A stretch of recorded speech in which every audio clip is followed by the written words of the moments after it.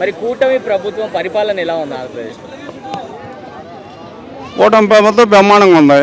అందరూ కలిసి బాగా పనిచేస్తున్నారు, అందరూ కలిసి బాగానే చేస్తున్నారు. అది నెంబర్ 1.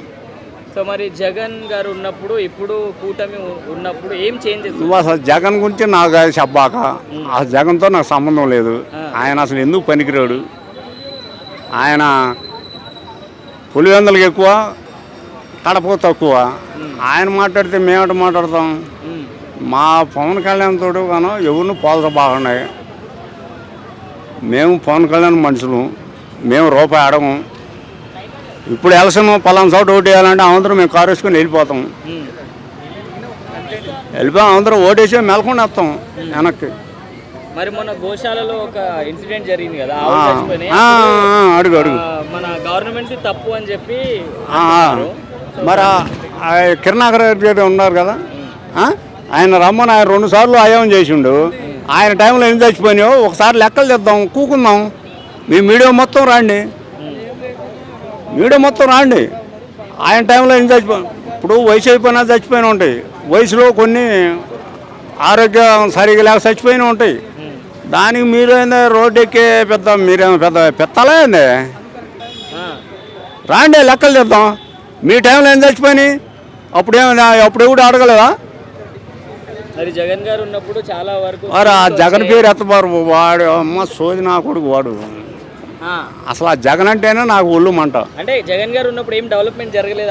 ఏందే వాడు చేసిందే? ఏం చేశాడు? ఎవరికి ఇచ్చాడు? 5 డిఎల్ ఇవ్వాలి మాకు ఆర్టీసీ డ్రైవర్లకి.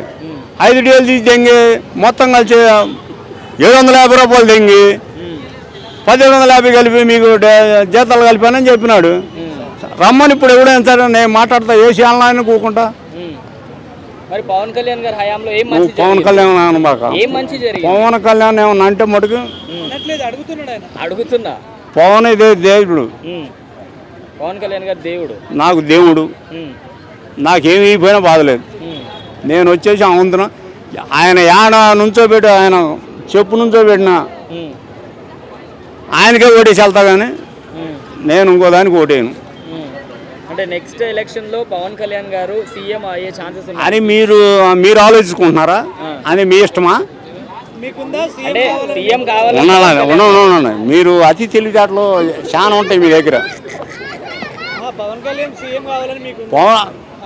కావాలని మేము అనుకున్నామని మీరు చెబుతారా? మీరు చెప్పకూడదు.